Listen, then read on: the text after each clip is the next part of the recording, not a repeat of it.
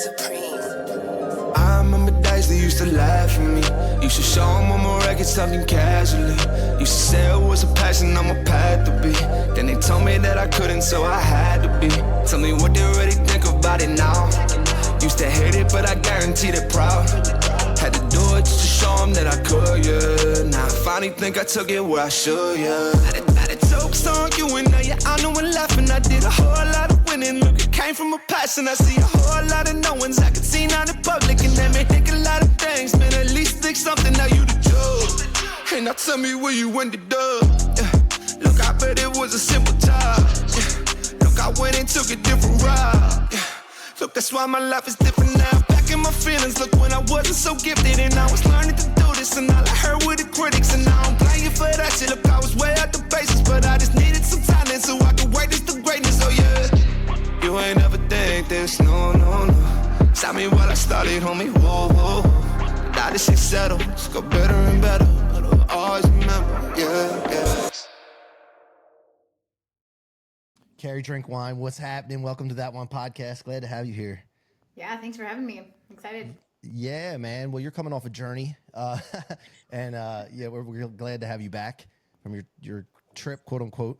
I'll let you get into that if you want to later in the conversation here, but I was glad to have you and see you back and look healthy and everything. So I want to get into this topic today of what makes you that one. I mean, that's what this show is all about. And we really like to bring people in, especially clients of ours that we know we only work with people that are that one in their space. Mm-hmm. And with what you do and everything, there's a lot of people out there talking, a lot of the information that they're spreading. We don't know if it's true or not and if it really works or if they're just doing it for clickbait and what have you. But you have a track record of backing it up. You've had some accomplishments. There's a lot of people that have said great things about you that you've worked with.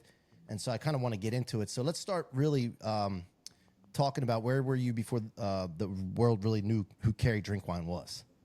Yeah, great question. Well, I feel like where the rest of the world is right now. Sick, tired, didn't understand what was going on with my body. When I was 30 years old, I was diagnosed with lupus, Hashimoto, fibromyalgia, unexplained infertility, and adrenal fatigue, which is a pretty hefty list for being 30 years old. And of course, leading up to that, there were many years of being unwell or noticing things that were like, why am I so tired all the time?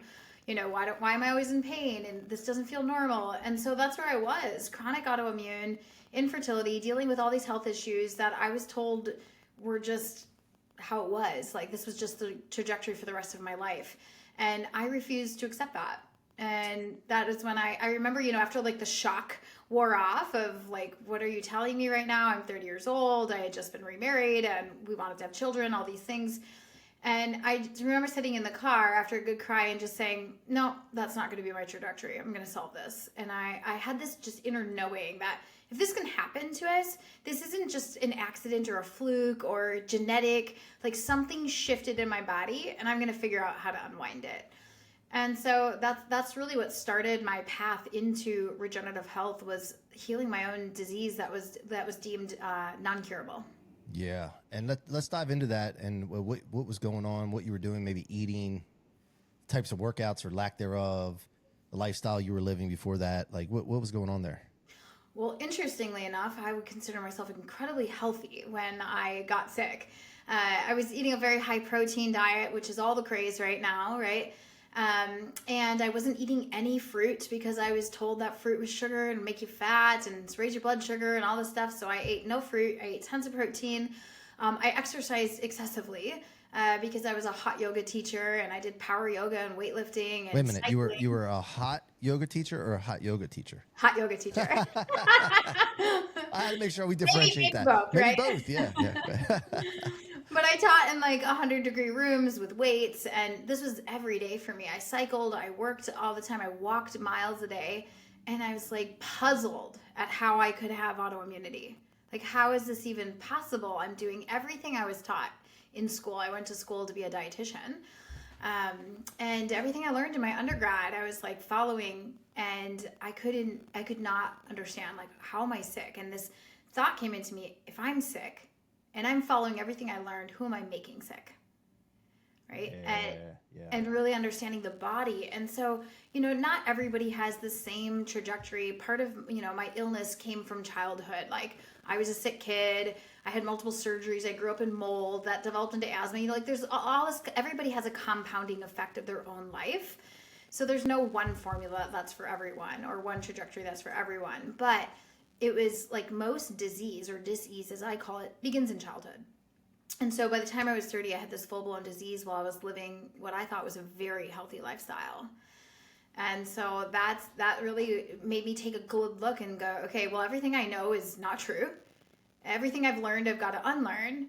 And I've got to figure out how to solve this inside my body. And so I really dug deep into what's next and how do I let the ego go and unlearn everything I learned. Yeah, I was thinking about this earlier today about the house I grew up in. It was an old house built in the early 1900s, brick, no air conditioning except for window units. I don't even think they had heat.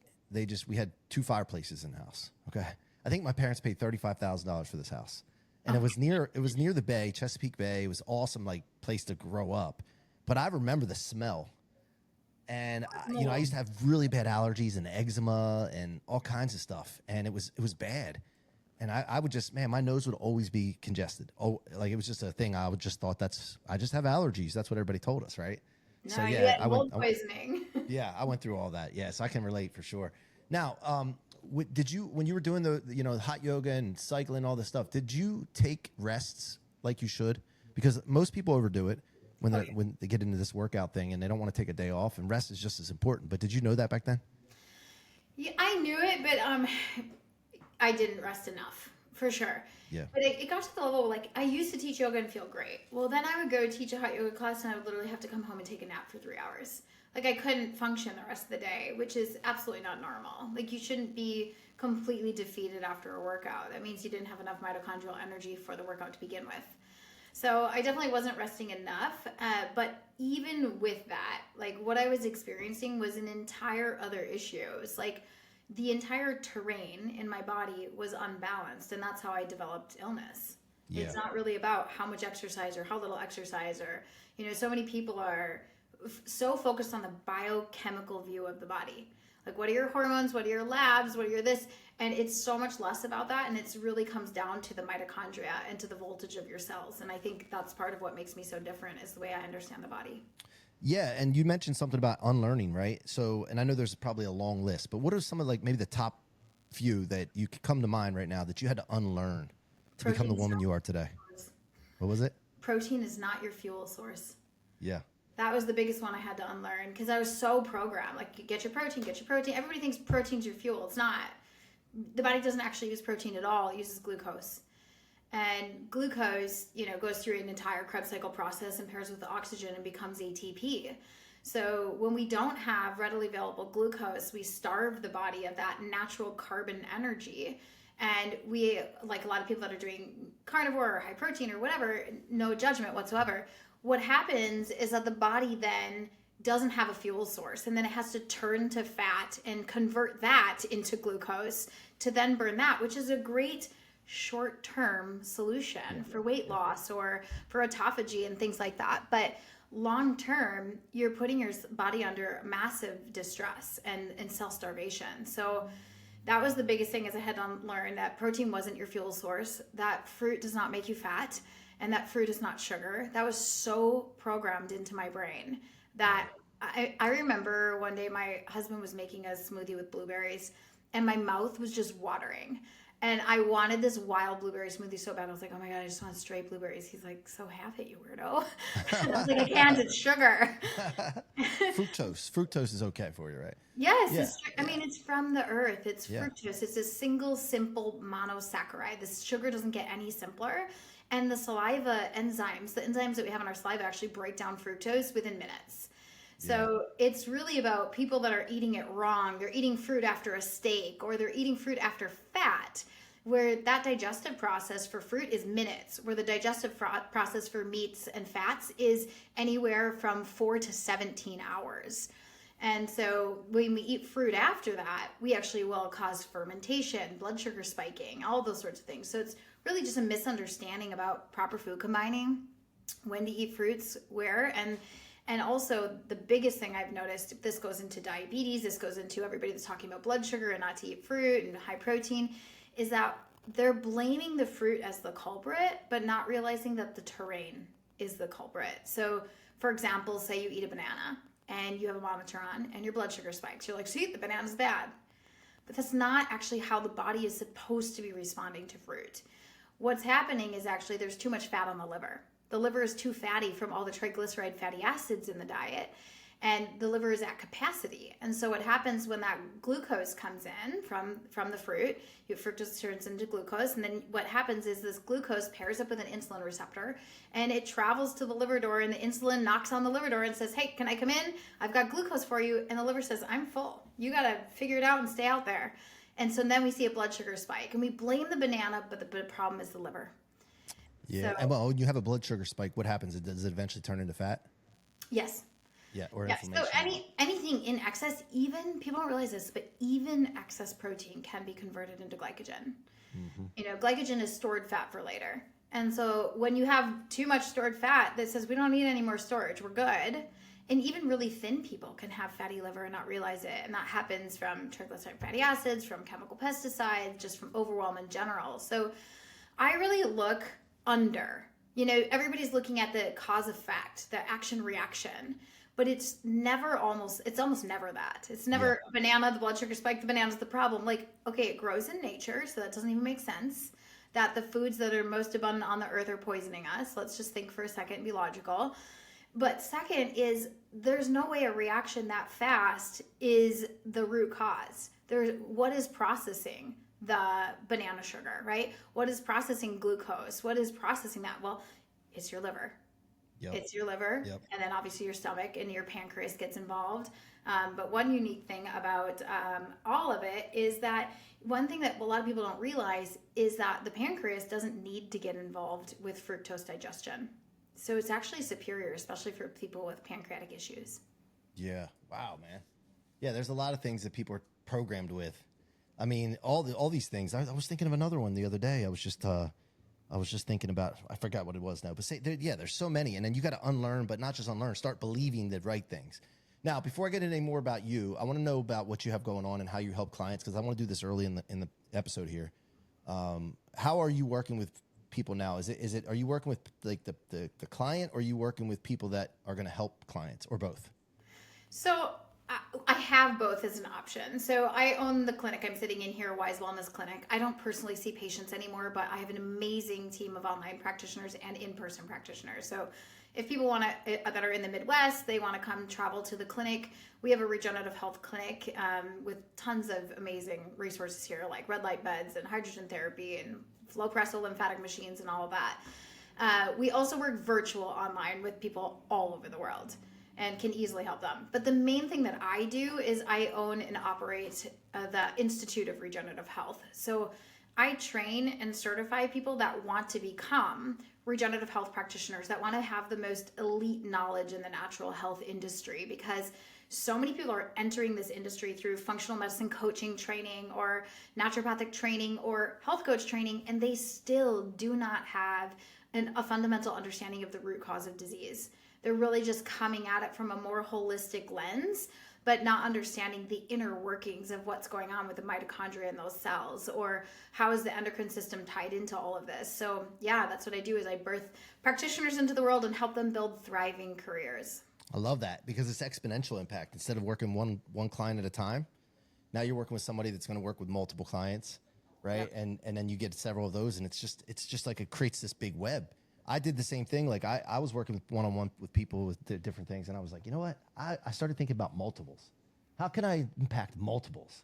And just that question starts opening up, ideas for you. So I love that you're doing that. Now, the one thing I was reading something the other day, it talked about, if you really want to have like unlimited money coming into you, get attention on something that has to do with survival and thriving.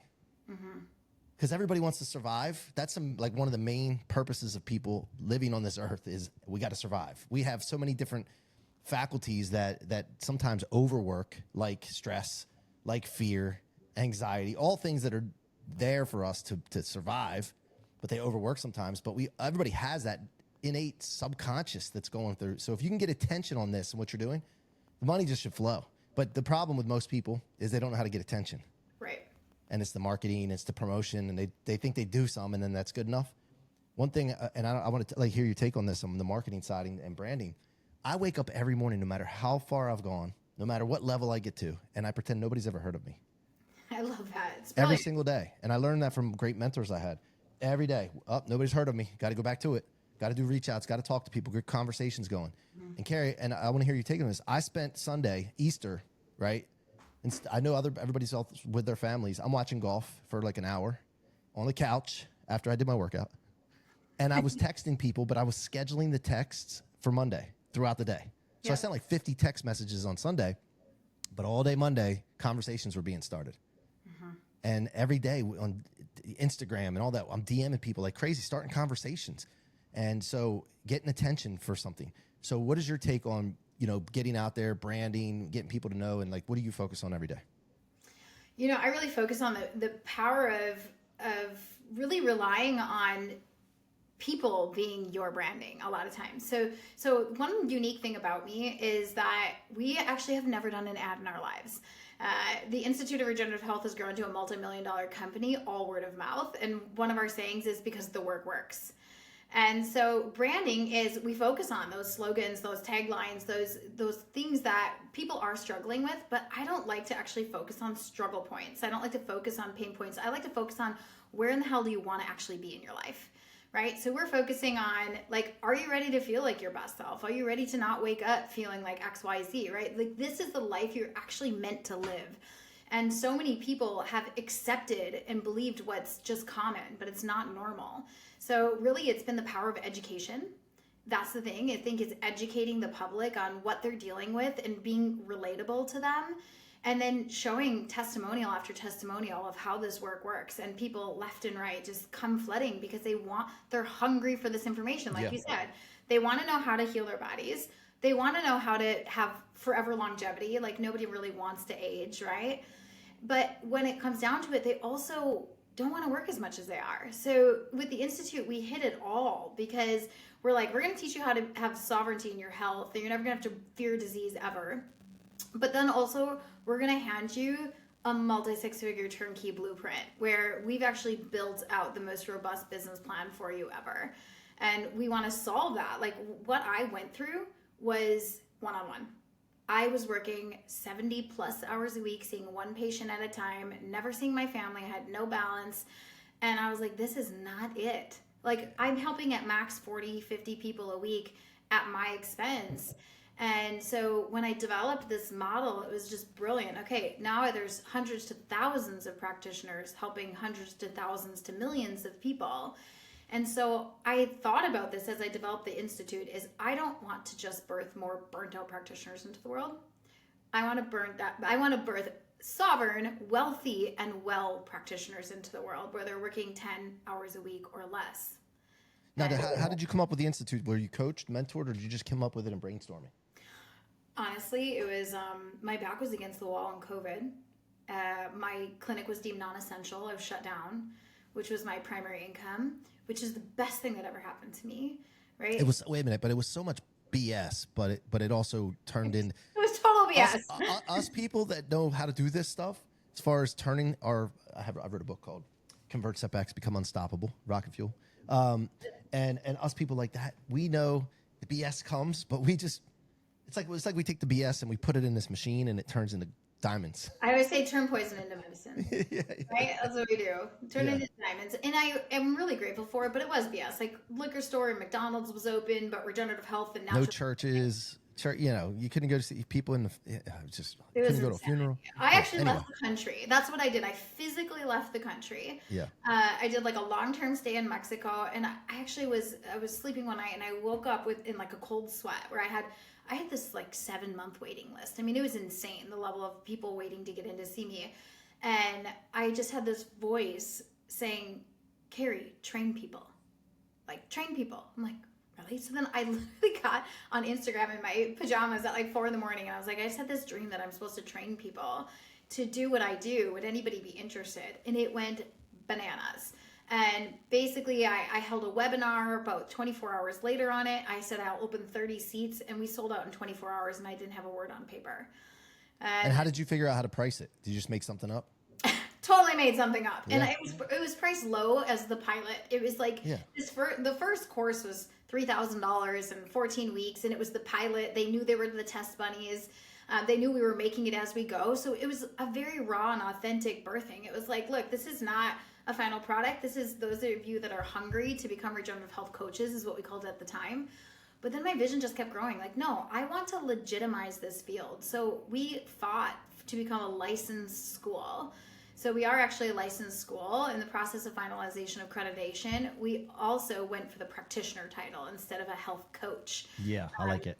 So it's continued to evolve, and now it's this very long, robust program that it has the full business attached, and it covers everything. I mean, everything you'd want to know about the human body, but also the energetics of illness, the mitochondrial level, the quantum biology. We cover it all.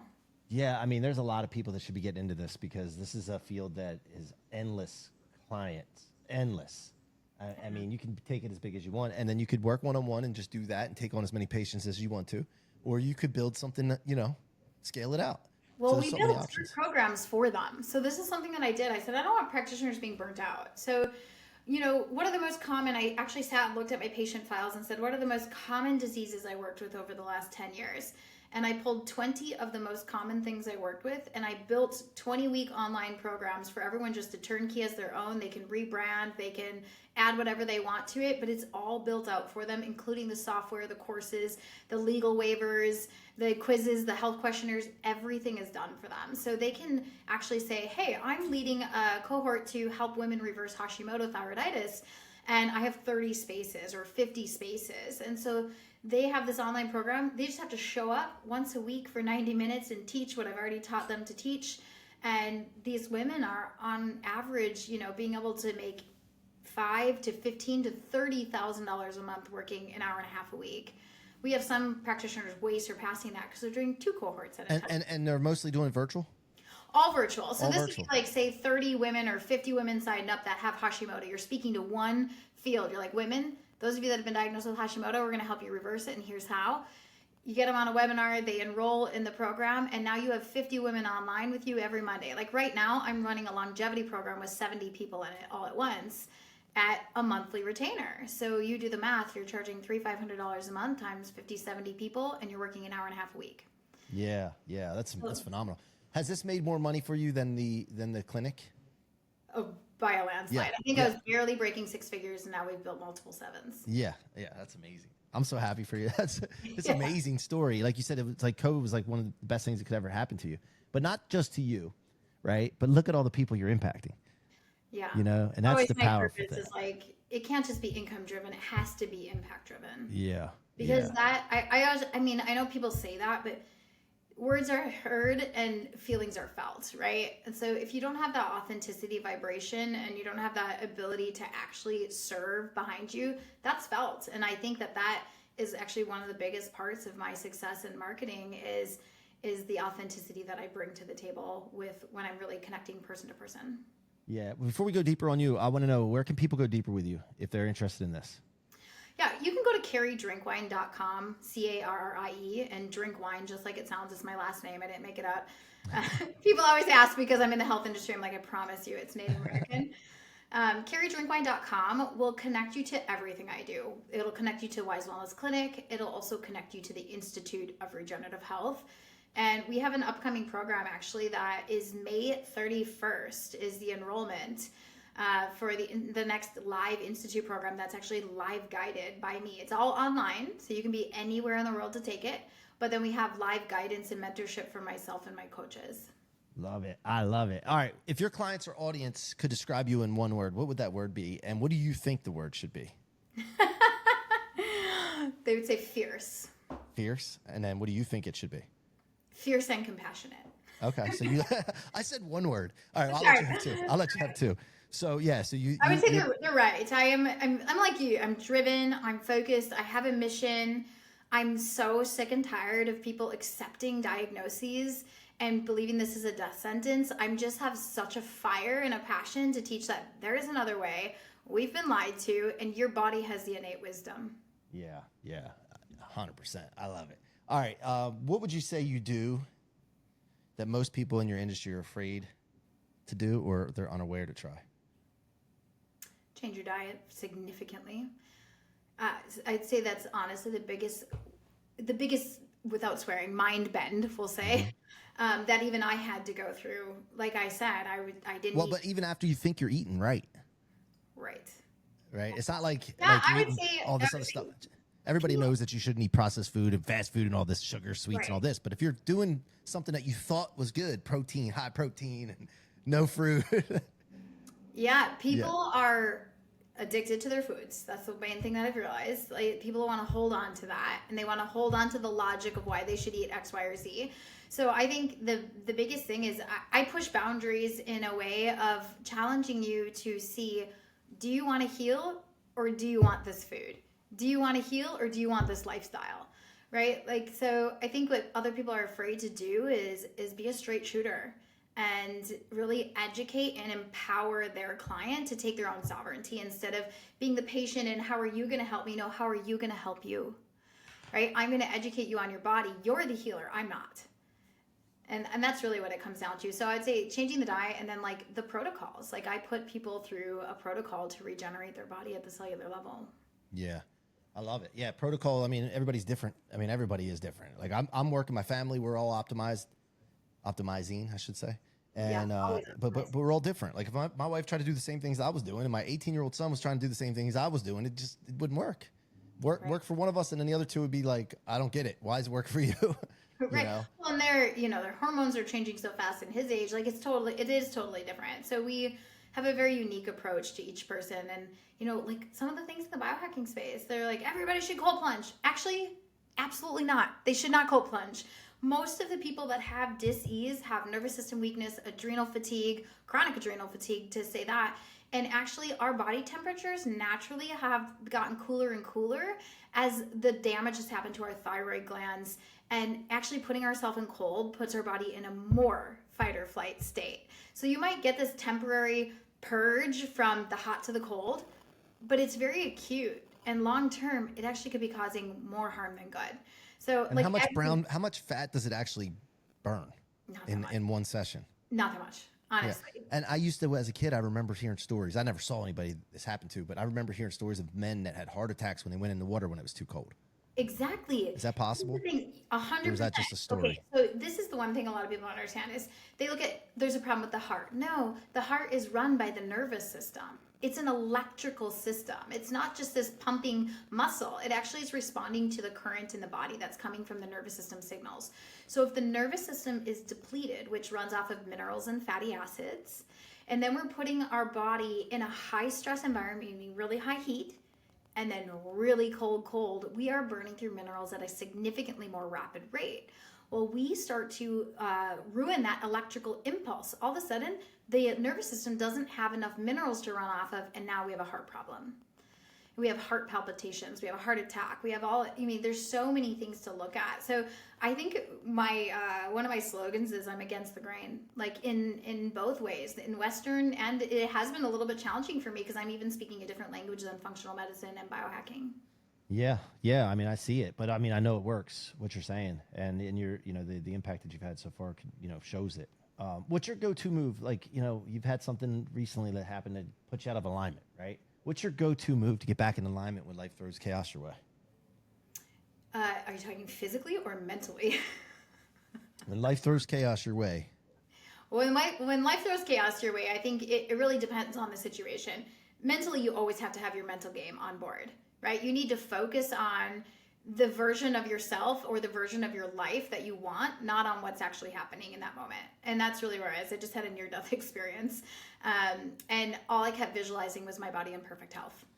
I'm in perfect health, right? And because your mind matters so much, it's like a command to your cells. So I think getting your mental game always focused is like, stop focusing on what's happening right now. Focus on the completely full aligned version of yourself or your business that you want to be. And then second, your actions need to follow. What does it take to become that? So if I'm trying to become incredibly fit, then I don't sit on the couch and just visualize a fit person. I get my butt off the couch, I go work out, I eat right, I do the things that I need to do. So it starts with the vision, holding that vision, and then the actions have to follow it.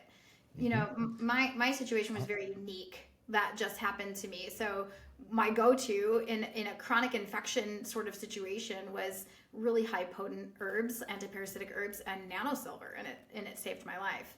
Yeah.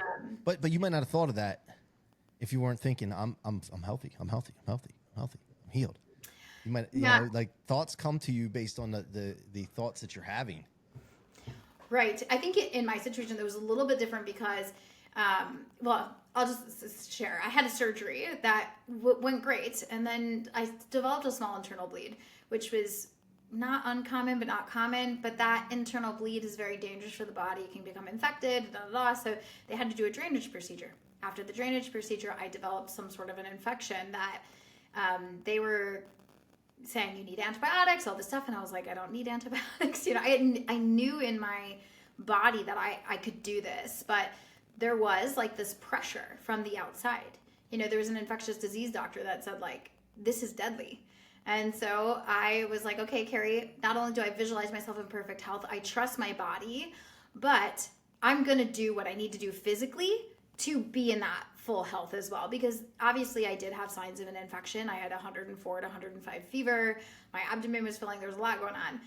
So then I took the steps again to help the physical and the energetics match up. And I think that's a lot of it. A lot of times we're just doing energetic work and not doing physical work. And we need to merge the two. Yeah, I agree.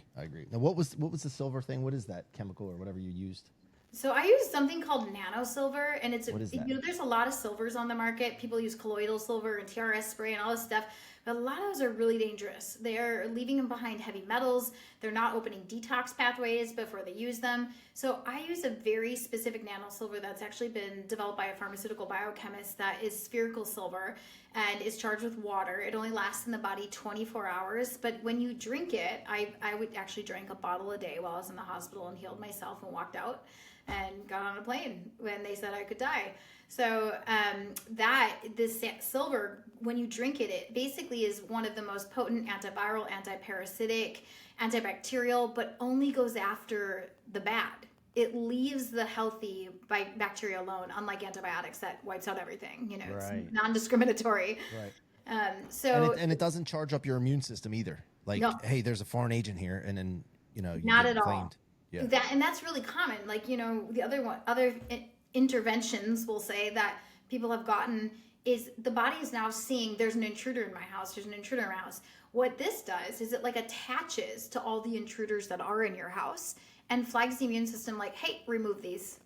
Gotcha. And then the body, it It's just amazing. activates the body's own process. So I used a really advanced zeolite called clinoptenolite, and it's from the same company. They're amazing, but it captures heavy metals, microplastics, basically things that are in the system that are overwhelming the system. And I used the zeolites and the nanosilver together, and I healed my whole body. Wow, man. Do you think it would work against COVID or something like that? That viral 1,000%. Yeah. We deal with people that have come to our clinic and they've had long hauler COVID for a year and a half. And the biggest thing that they don't realize, there's something really important to understand. When somebody has long hauler, it's because their parasite load is too high. Mm-hmm. So you have something called Th1 and Th2 in the body, T helper 1 and T helper 2. And one goes after parasites and one goes after viruses. If your parasite load is too high, the body's like, this is my focus, get these parasites down. Well, the virus slips in the back door. Mm-hmm. And then it replicates lots and lots and lots of copies of itself. And now you have this huge viral load and you can't get rid of it. And by the time the body has all these symptoms, the virus has replicated in who knows how many cells in your body, how many organs. And so the reason why things like ivermectin worked for people, even though it's not an antiviral, it's a horse dewormer or a dewormer, we'll say, is because of this exact mechanism. Because it killed the parasites, and It so the killed the body can focus on the parasite. virus. Wow, 100%. I So never it knew killed the parasites and the body goes, oh my gosh, there's somebody in my house, let me take care of it. Wow, I never knew that exactly why. I just knew that it worked. But that's essentially why Wow. the body's in overwhelm. Whenever we have a virus, I look at viruses as upgrades. They're awesome for us. They're basically telling us, you need my information because your body is not in a great state. When I got COVID, it was a 4-hour headache. That was it. That was my entire experience. I was like, wow, my head hurts. I took some zinc. I took some tart cherry juice. I went to sleep the next morning. I got up and rode the Peloton. I found out 3 days later that I had it because my team told me that they had it. And then I tested positive, but no symptoms.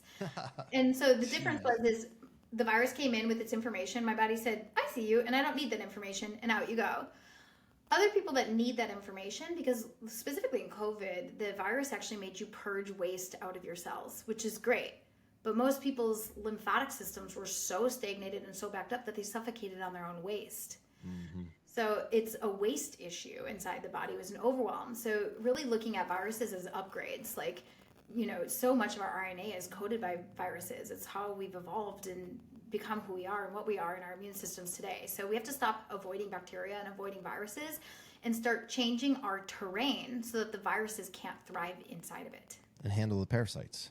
Correct. Yeah. Everybody should be fungal and deworm at least twice a year. I was going to say how often. Okay. Twice a year? Okay. At least twice a year. I try to do 3 times a year. Like I kind of go with the change of the season. Like after the holidays, right? We all could use like a little flush. Yeah. And then when spring hits, like right now, it just feels good to do a spring cleanup. And then I usually do a quick one in September, October before the holidays. So I don't have this massive compounding effect, It's like you change the oil on your car. Does saunas help with detox? 100% they do. And what's a good protocol for in general? Obviously everybody's different, but like how many times a week? How long? I would say at least 3 times a week would be really great if you can. I have a wood-fired sauna in my backyard. I'm so blessed and grateful I'm able to do that. But if you have infrared even, you can do inside, like really infrared tents even. You can infrared sauna every day if you wanted to, but I would say like not too long. You need to make sure that you're hydrated when you're doing sauna. And that doesn't mean before. Exactly, because the catch-up is nearly impossible. Yeah. And your body can really only absorb about 10 ounces of water every 30 minutes. So it doesn't help you to drink 2 liters at once right after you get out of the sauna. You're just flooding the kidneys and flushing everything out. So it's really about pacing your hydration throughout the day. Maybe you're drinking 10 ounces an hour, putting citrus in it, using some Baja Gold salt or something inside your water to really help you. I use molecular hydrogen to penetrate the cells and increase my hydration. But hydration is key, rest is key, and recovery post. If somebody's really toxic, they shouldn't sauna as long. Okay. Yeah. Like so time wise, 10, 15 minutes. 10 minutes. Yeah. If you're really healthy and you're an athlete, I would say do 15-minute cycles in, 15 to max 20, then go outside, ground, cool off, maybe even to just take a cool rinse, not like an ice plunge. Take a cool rinse, then go back in for 15 minutes. You can do 2 or 3 rounds if you're a healthy person. If you're brand new to it, I would do 10 minutes and then just cool off. And then just listen to your body. If you feel lightheaded, time is up. Yeah. Yeah. I've seen somebody do a purification thing where they would do sauna for like a lot and they would use high levels of niacin. Yeah. What would that be all about? What the niacin flush. It's called the niacin flush. It basically goes in and helps eat up waste inside the body. So that's great, but it's very aggressive. In most people's lymphatic systems, they will go into a frenzy. They'll break out in rashes and hives. They'll get really red everywhere, and the lymphatic system can actually freak out when that happens. Okay. So if you're used to it, you're elite, you're a pro detoxer, sure, that's something that you can do, but it's also, in my opinion, not all that natural. Gotcha. All right, cool. Thank you for that. We can go deeper in that. There's a lot more science than niacin flush, so some other time. Yeah, we'll go deeper on that when we get in studio one day. All right, we're wrapping up here. We're up against the clock. What does being that one mean to you today, right now? I think it's being brave enough to do what other people aren't doing and say what you mean to say. I mean, honestly, all day, every day, our whole viewpoint is charge the cell, clean the cell, repair the communication. We aren't focused on labs and all the biohacks and the chemicals and the hormones. Everything we do is against the grain and different. And so I would say to be that one, it means to fully and authentically believe wholeheartedly in what you're doing and don't be afraid to say it.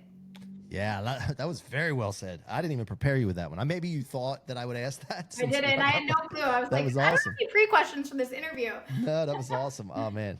Great stuff. We got a lot in the 30, 35 minutes. I appreciate you so much, Carrie Drinkwine, your time today, the trust that you have in us at That1. And I'm very excited for the future for you and the people that you're going to be helping. So thank you. Thank you so much for having me. Appreciate what you do.